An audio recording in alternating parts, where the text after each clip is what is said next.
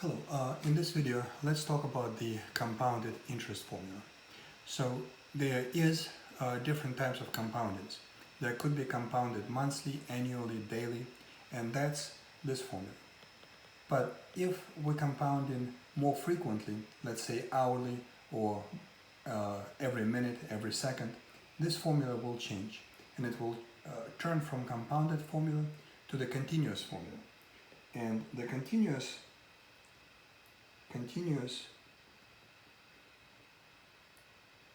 compounding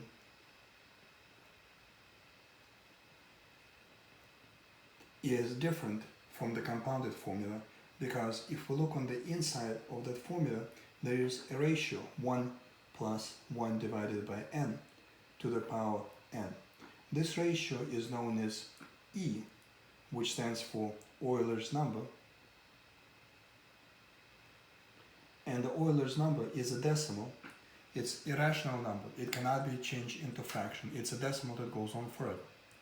And it is equal to 2.718, and then there is more decimals. So on the calculator, here is where we can find the E.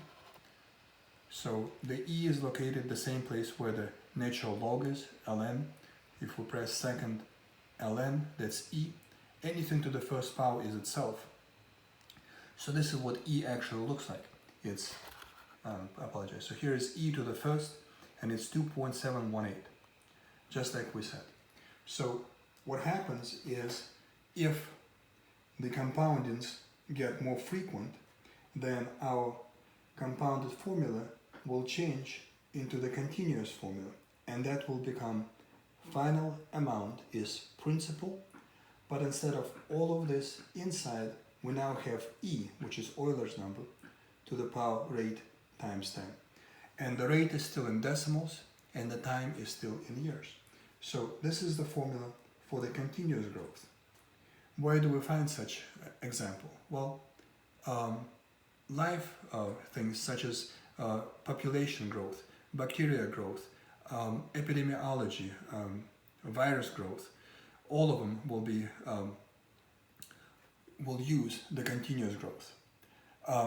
We also use it if we have exponential decay, such as when we look at the carbon dating. Carbon dating uses radioactive decay, and it also is happening every second, every nanosecond, so it will use this formula for the continuous as opposed to the compounded interest. So in our setup, if it's not telling us what kind of compounding it is, then the nature of the question should tell us what kind of formula to use.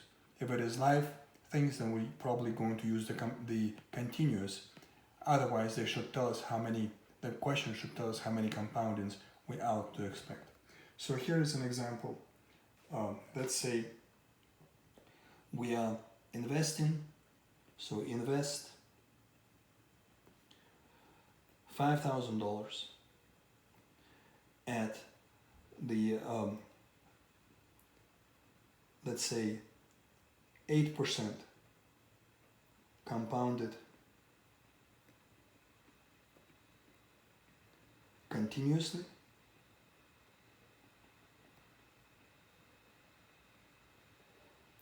for 25 years. How much money would we get? What is the final amount? So the final amount is equal to principal, which is what we've put in, times E to the power rate. 8% in decimals is 0.08, and then times the time, which is 25 years. So once we type all of it in our calculator, we should get the result. So here is clear. 5,000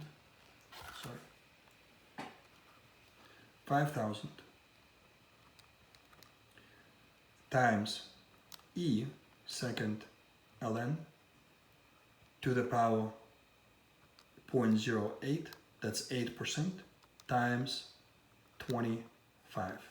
And so the answer is $36,945.28. So here is the answer.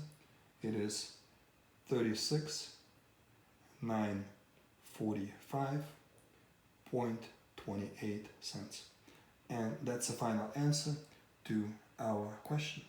And that's the difference between the compounded continuously or just regular compounded formula. And that's all for this video. If you have any questions, please leave a comment below. Thanks a lot. Take care.